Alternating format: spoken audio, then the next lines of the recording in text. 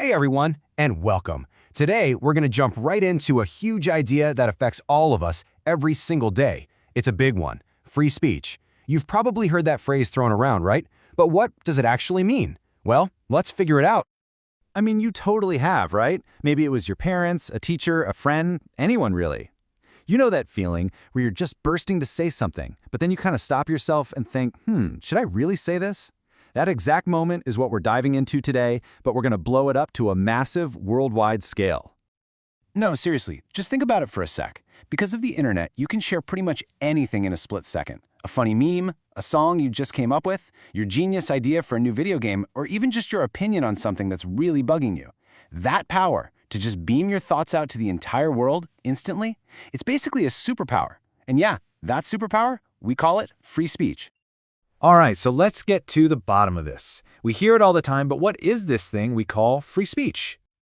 Okay, so here's the simplest way to think about it. Free speech is the right to say what you think and share your ideas without the government stopping you or punishing you for it. And this is super important, especially if your idea isn't very popular or if you want to criticize the people in charge. It's a key ingredient for something called a democracy, which is just a way of running a country where the people get to have a say. And without free speech, well, that whole system just doesn't really work. So what's the big deal about this superpower anyway? Why do we care so much? Well, for starters, it's how we learn and grow. Hearing all sorts of different ideas, even the ones we totally disagree with, helps our brains get smarter. It lets us have these huge public chats, debates, to figure out what's best for all of us. And it gives us the power to ask why and to push back when something seems wrong. You put all that together, and that's what keeps a democracy healthy. So yeah, having this superpower sounds pretty awesome, doesn't it? But you know how it goes in all the superhero movies. With great power comes great responsibility. And that right there is where things start to get really, really tricky. This is the big problem. What happens when that superpower isn't used for good? What if someone uses their words to hurt people, to tear them down instead of building them up? What happens when words become weapons that can cause real harm? Yeah, this is where it gets complicated. So let's be super clear about what harmful speech is. We're not just talking about someone being mean or hurting your feelings. This is about speech that causes actual, real-world damage. Like, for example, speech that tries to get people to start physical fights or be violent, or speech that attacks a whole group of people just because of who they are. And then there's a really big one, spreading dangerous lies that could make people panic. This is where that free speech superpower crosses a serious line. Okay, let's zoom in on that last one, because it's a huge deal. Misinformation. You've probably heard it called fake news, right? It's the same thing. It's when someone shares a story that looks totally real, but it's completely made up. And we're not talking about a harmless prank. This is the kind of stuff that can seriously confuse people about important things like health and safety, and that can lead to some really dangerous situations. Okay, so if some speech is helpful and some is seriously harmful, who's the referee here? Who gets to decide which is which, especially on the internet where our superpower is like a million times stronger? Let's try thinking about it like this. The whole internet, all those apps and websites you use, is kind of like one gigantic worldwide playground. And everyone's on it, sharing stuff, chatting, playing games. But just like at school, a playground needs monitors to make sure things don't get out of hand, right? So who are the playground monitors of the internet?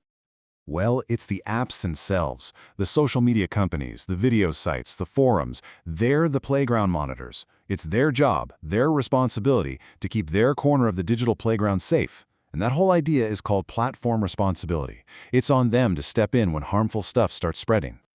So how do they actually do that? Well, they've got a few tools in their toolkit. First, they have community guidelines. Think of these as the official playground rules, written down for everyone to see. Then, they use these super smart computer programs called algorithms to scan for rule-breaking stuff. An algorithm is like a robot guard that can spot things in millions of posts every second. But robots aren't perfect, so they also have real people called fact-checkers, who are like detectives checking if a story is true or just misinformation. And finally, they rely on you. When you see something that breaks the rules and you hit that report button, you're helping the monitors do their job. It really is a team effort. So that system sounds pretty good, right? Rules, monitors, everybody stays safe. Problem solved. But what if the monitors get it wrong?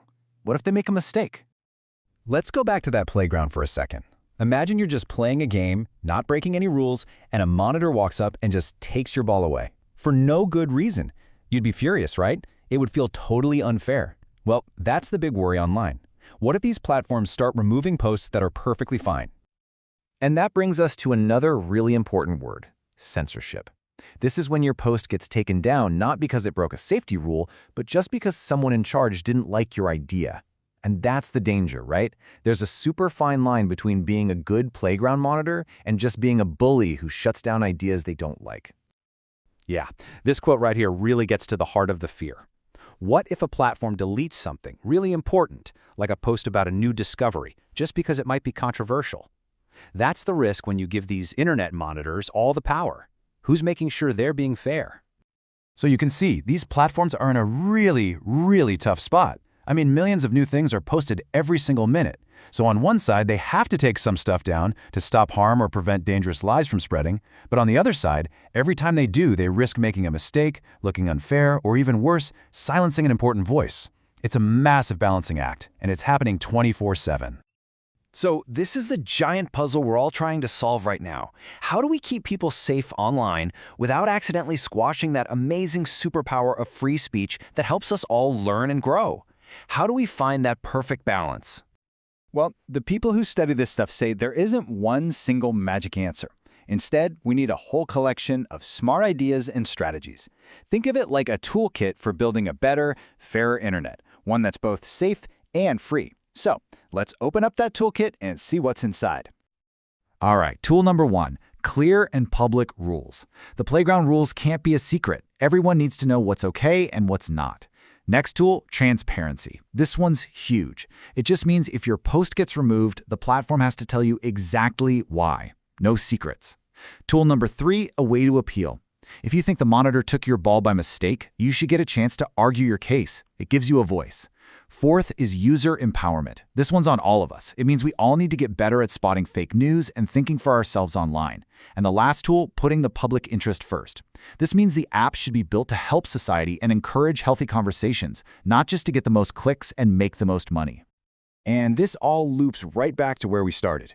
So much of our lives happen on the internet now, and if we want to have a healthy world where people can actually talk to each other and solve big problems, then we need a healthy online world. We need that digital playground to be a place where our superpower, sharing ideas, can be used for good safely. So, I'm going to leave you with a challenge. After all this talk about superpowers and playgrounds and really tough choices, now imagine it's your turn. You are designing the next big social media app. What would be your number 1 most important rule to get this balance right? Really think about it. Because honestly, the ideas that you and your friends come up with, they're going to be the ones that build the internet of the future. Thanks for digging into all this with me.